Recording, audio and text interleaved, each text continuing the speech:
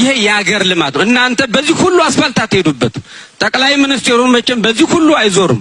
የኢትዮጵያ መገናኛ ብዙሃን ምክር ቤት ኢትዮጵያ ሚዲያ ካውንስል ለምን የማንቸስተር ዩናይትድ ወይም የኦርቶዶክስ እምነት ተከታይ ያላትን ባለቤት አገባለው ብለህ በቀጥታ ስርጭት ተናገርክ በሚል ክስ ከሶኛል። በደንብ አድርጌ መጸለይ ጀመርኩ። መንፈሱ እስከሚለቃትና መንፈሱ የተናገረው ነገር ትልቁን ነገር ልናገር። መንፈሱ ምን አለ? እንትነቻለ እነዚህ ሴት በተመሳሳይ ጾታ ከዛ ይጨምሩበታል። እነሱ ኦርቶዶክሶች ይጨምሩና ምን ይላሉ? በወስፌ እቺ ሄሮዲያዳ የምትባለው በወስፌ አትኮ በጣም እኮ ክፋት እኮ ነው። ወደዚህ ገዳም ሲመጣ አማኝ የሆነውን የመናፍቅን መጽሐፍን 2000 እትሙን ማለትም የሩቅ ሀገሩን እናንተ ነን ሰብይ እኛ ነን እና መጽሐፈ ምሳሌ 25 ነው።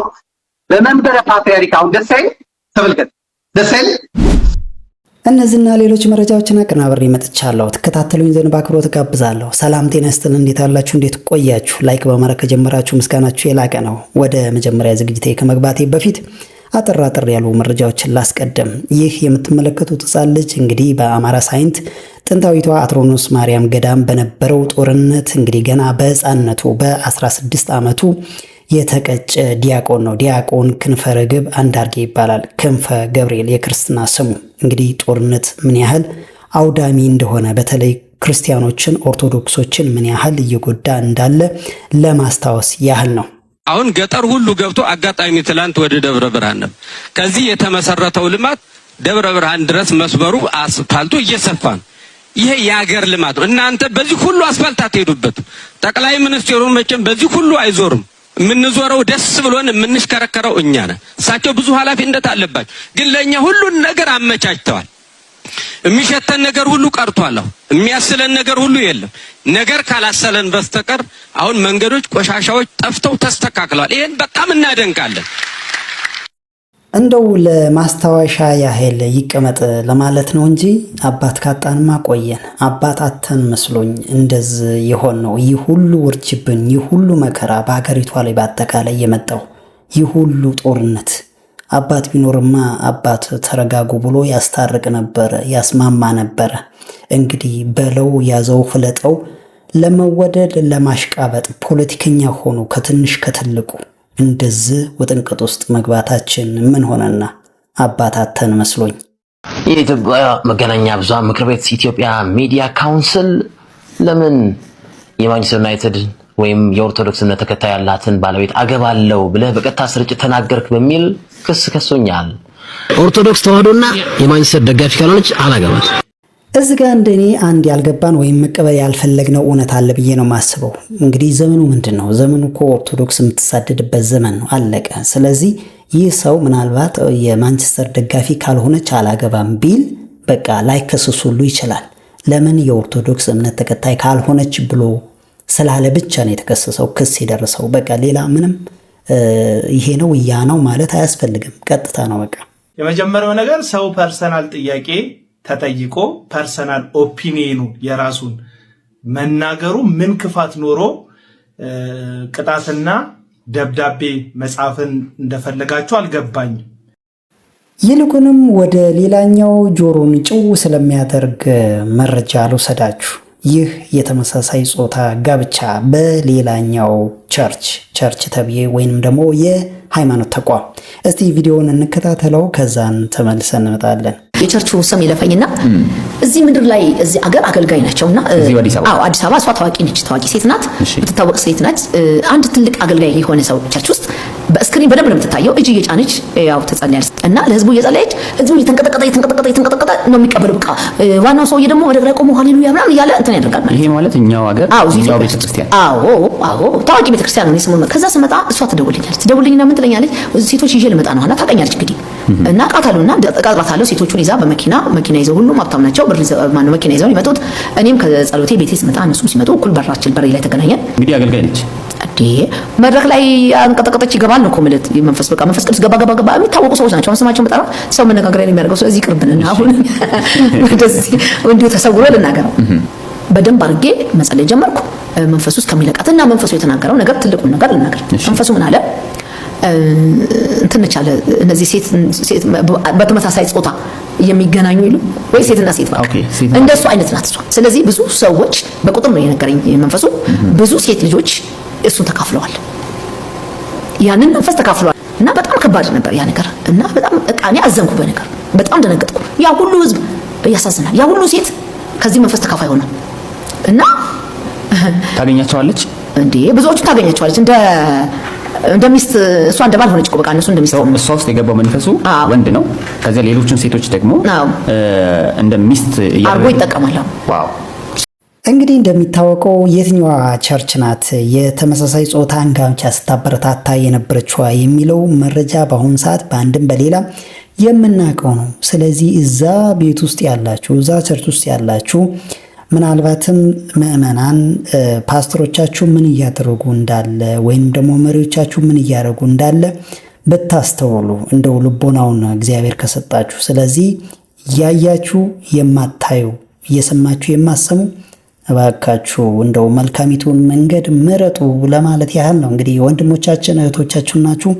በትድኑ መልካሙን ነገር ብትመርጡ መልካሙን መንገድ ብትመርጡ ደስታችን ስለሆነ ብዬ ነው።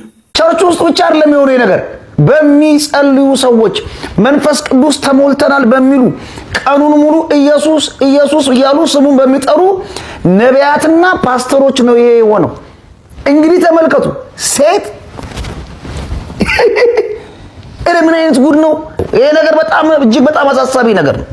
ይሄ ጉዳይ የተቋም ጉዳይ አይደለም። ይሄ አንድ ቤተክርስቲያን ጉዳይ አይደለም። ይሄ ጉዳይ እንደ ሀገር ሊያሳስበን የሚገባ ጉዳይ ነው። በዚህ ሁኔታ እንዴት ነው ወላጆች ልጆቻችሁን አምናችሁ ወደዚህ አይነት ስፍራ የምትልኩት? እጅግ በጣም ከባድ ነው። ይሄ ነውር፣ ይሄ ከፍተኛ የሆነ በደል ሴት ለሴት ቸርች ውስጥ ያው መንፈስ ቅዱስ ተሞልተናል ብለው ጭነው የሚጸልዩ ሰዎች እሳት እያሉ ልሳን ፓሻንታራ ምናምን እያሉ የሚናገሩ ነቢያትና ፓስተሮች ተቀብተናል ብለው የመንፈስ ቅዱስ እሳት እናወርዳለን በሚሉ እንፈውሳለን በሚሉ ነብይነን በሚሉ ፓስተርነን በሚሉ አገልጋይነን በሚሉ ቸርች ውስጥ በተቀመጡ ሰዎች በዚህ ደረጃ ይሄን ነገር ከሰማን ከባድ በጣም አሳዛኝ ነገር ነው። እንግዲህ ያያ በደንብ አድርጎ ገልጾታል። እንደ ሀገር አሳሳቢ ነው። ምክንያቱም ከኒውክሌር በላይ የሚያጠፋን አውዳሚ ተግባር ስለሆነ። ለምን ከተባለ እንግዲህ ሰዶምና ገሞራ ከሰማይ በዘነበ እሳት እንደነደዱ የምናውቀው ታሪክ ነው። መከራችንን ፍዳችንን ያበዛዋል። በዚህም ይመስለኛል አንድም ወይ በሌላም ይህ ሁሉ መከራ እየበዛብን ያለው። ምክንያቱም አሁን ባለው መረጃ መሰረት በዚህ በሀገራችን ውስጥ ተንሰራፍተው ያሉ ብዙ በዚህ መንፈስ የተበከሉ ሰዎች እንዳሉ ነው እንግዲህ የሚገለጸው። ስለዚህ እግዚአብሔር ይህንን ነገር ያስወግድልን፣ ይህንን መንፈስ ያስወግድልን። እዛኛው ቸርች ካነሳን አይቀር ትዜ ደግሞ ዛሬ ስለ ቅዱስ ዮሐንስ አስነስቶታል። እስቲ አዳምጡት። ትንሽ ልንገራችሁ። ይህ ስዕል የዮሐንስ መጥምቁ ዮሐንስ ስዕል ነው ተብሎ ነው ፎቶ ተብሎ ነው የሚታመነው። ይሄ ይሳላል በየትልልቅ ካቴድራሎች ውስጥ ይሄ አለ። ምንድነው ብላችሁ ስትጠይቁ እቺ አንገት ትታያችኋል እዚህ ጋር እቺ የዮሐንስ አንገት ናት እኮ። ዮሐንስ አንገት በማቴዎስ ወንጌል ላይ ታሪኩ እንደተጻፈው የሄሮዲያዳ ልጅ በሄሮድስ የንግስና ቀን ስትዘፍን የደስታው ቀን ስትዘፍን አስደስታው ምን ላድርግልኝ ሲላት የዮሐንስን አንገት ቆርጠ ስጠኝ ብላ ለመነች ከእናቷ ጠይቃ እና በወጪት አድርጎ ሰጣት ቆርጦ። ከዛ ያንን ወስዳ ለእናቷ ሰጠች። አበቅ ታሪኩ። ከዛ ይጨምሩበታል እነሱ ኦርቶዶክሶች ይጨምሩና ምን ይላሉ? በወስፌ እቺ ሄሮዲያዳ የምትባለው በወስፌ አትኮ በጣም እኮ ክፋት እኮ ነው። እግዚአብሔር ምስክሬ ነው። መጽሐፍቶቻቸው ላይ የጻፈ ነገር ነው ምነግር። የዮሐንስን አይኑን እየወጋች በወስፌ ትጫወትበት ነበረ። አይዘገንንም? አሁን አንገቱ መቆረጡ እኮ ሰማዕትነት ነው አይደለ?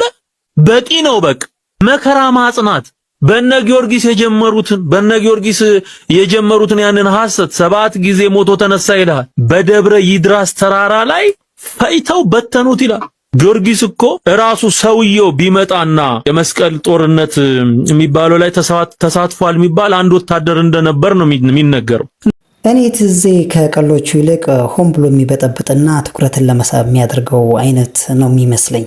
እና በእርግጥ አንተ የምታመልከው ኢየሱስ እንዲህ አይነት ታምርን አይሰራም ማለት ነው፣ ወይንም ደግሞ ይሄንን ማድረግ አይችልም ማለት ነው። ስለዚህ እንደዛ ከሆነ የምትከተለው ሃይማኖት ወይ ደግሞ የምታመልከው ኢየሱስ ትክክል እንዳልሆነ ነው እንግዲህ የምረዳው። በእርግጥ እንደው እስቲ ይቅር የነ ቅዱስ ዮሐንስ ወይንም ደግሞ የነ ቅዱስ ጊዮርጊስ ታሪክ ይቅር፣ እንደው የኢዮብ ታሪክ አያስተምርህም? በሰውኛ የኢዮብ ነገር እንዴት ይቻላል? ስለዚህ የእግዚአብሔርን ስራ መቃወም ይመስለኛል እኔ ይሄን ስታወራ። እነዚህ የምትመለከቷቸው ሁለት ሌቦች የሚል ስም ወጥቶላቸዋል። እንግዲህ የመጀመሪያው እንደምታስታውሱት ዲያቆን አቤል ብሎ ራሱን ሲጠራ የነበረ ነው። በደቡብ ክልል የምትገኝ የኢትዮጵያ ኦርቶዶክስ ተዋሕዶ ቤተክርስቲያን ገዳም ውስጥ የተበከለ መጽሐፍ ቅዱስንና ሌላ ተጨማሪ አንድ መጽሐፍን ይዞ ለአባቶች ሲያሰራጭ ነበረ። ከዛም በኦርቶዶክሳዊኑ ርብርብና በሀገረ ስብከቱ እንግዲህ መጽሐፍቶቹ እንደገና ሊሰበሰቡ ችለዋል። ሌላኛው ደግሞ ራሱን ኦርቶዶክስ ነኝ ብሎ የሚጠራው ተመስገን ተብዬው እንግዲህ እንደምታስታውሱት ይህ ተመስገን በፕሮቴስታንት እምነት ውስጥ የቆየ ነበረ። አሁን ከኦርቶዶክሳውያኑ በላይ ኦርቶዶክስ ነኝ ብሎ ራሱን የሚያቀርብ ነው። እንግዲህ በተለያየ ቦታ ላይ አይተነው፣ ለምሳሌ በሶፊ ፓስተር ሶፊ ሾው ላይ ቀርቦ የተለያዩ ጥያቄዎችን ሲጠይቀው በአግባቡ እንኳን ጥያቄዎቹን መመለስ ያልቻለ ከኦርቶዶክስ በላይ ኦርቶዶክስ ነኝ ለማለት የሚሞክር ነው። እንግዲህ በኦርቶዶክስ እምነት መሰረት ትምህርት ነው የሚቀድመው።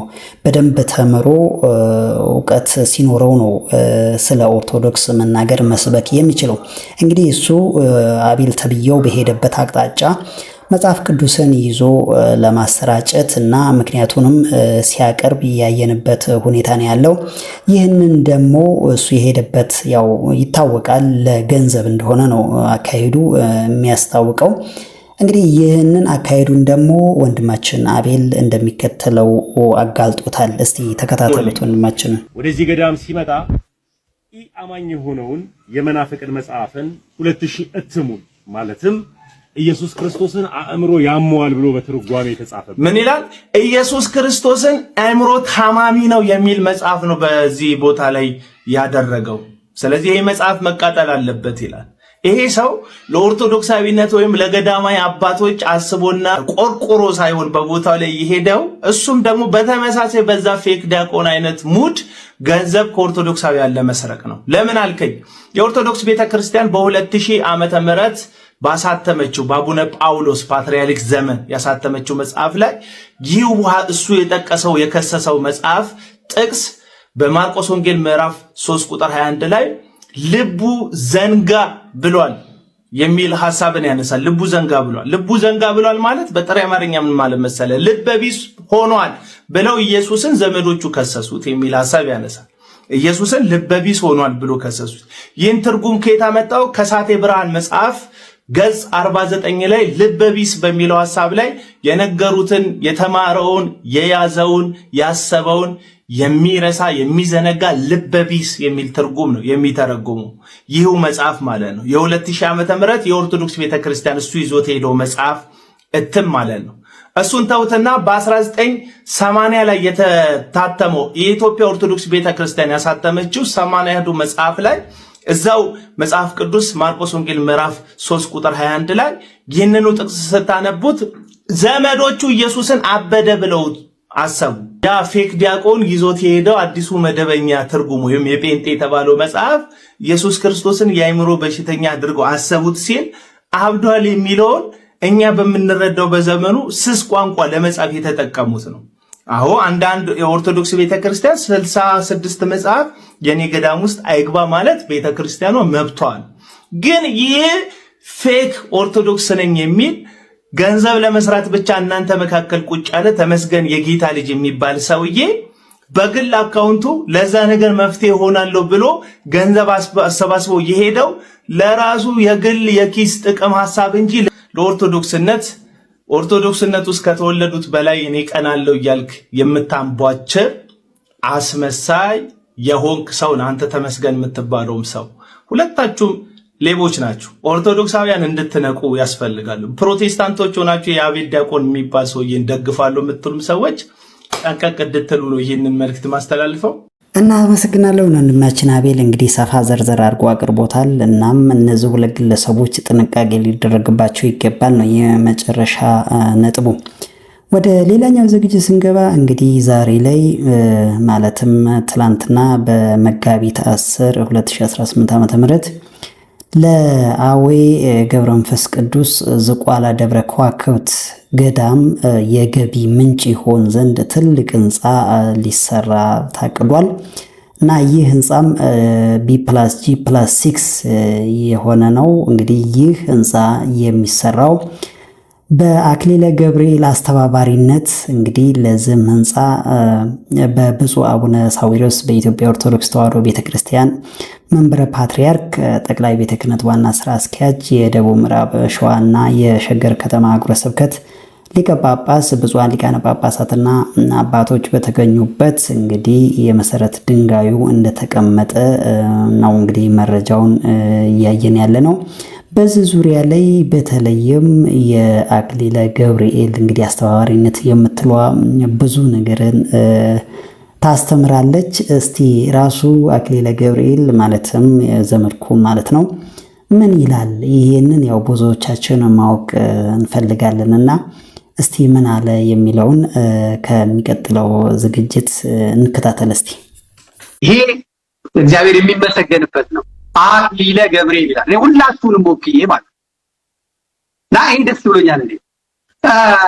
ፈርተዋል እንግዲህ ብፁዓን ሊቃነ ጳጳሳቱ ያልፈሩትን ምን ያልፈሩትን ጋዜጠኛ ጌታቸው የጠቅላይ ቤተ ክህነቱ ፈርቷል። እሱ ዜናውንም ሲዘግብ ጌታቸው ጓደኛችን ነው፣ ጌታችን ወንድማችን ነው፣ የምናውቀው ነው። ዋናው ሊቀ ጳጳስ አለቃው ያልፈሩትን እሱ ግን አክሊለ ገብርኤል የሚለውን መጥቀስ ፈርቷል። ለምን ተፈራው? ጌቹ መፍራት የለብን። ጻፈው አክሊለ ገብርኤል ምን ይሄን ሁሉ ነገር ጽፋ አክሊለ ገብርኤል የሚለውን መዝለል። ይሄ ፖለቲካ አይደለም፣ ይሄ ሃይማኖት። የምሰራው ይሄንን ህንፃ ነው የማቆመው። ለጠቅላይ ቤተ ክህነት ድንጋይ ይሄ ነው የምለምነው። ለእኛም ታሪካችን ነው እና የመምሪያው ኃላፊ የጠሩትን የገዳሙ አባቶች የጠሩትን ብፁዓን ሊቃነ ጳጳሳቶቹ አንብቦ ያሉትን ቆርጦ ኤዲት አድርጎ ማውጣት ማን ይቀየመኛል? ይህን በማድረጌ ስርዓቱም አይቀየምም፣ መንግስትም አይቀየምም፣ ማንም የሚቀየመው ነገር የለም። የፖለቲካ አመለካከቴ የግሌ ነው። በሃይማኖቴ ግን ነውር የለብኝም፣ ነቀፌታ የለብኝም፣ መናፍቅ አይደለሁም፣ ምንም ብል አይደለሁም። ስለዚህ የኔ የሆናችሁ በእኔ ልታፍሩ አይገባም። በምሰራው ስራ ልታፍሩ ልትሸማቀቁ አይገባም። ጌች ወንድማችን ይሄንን ነው የምለው።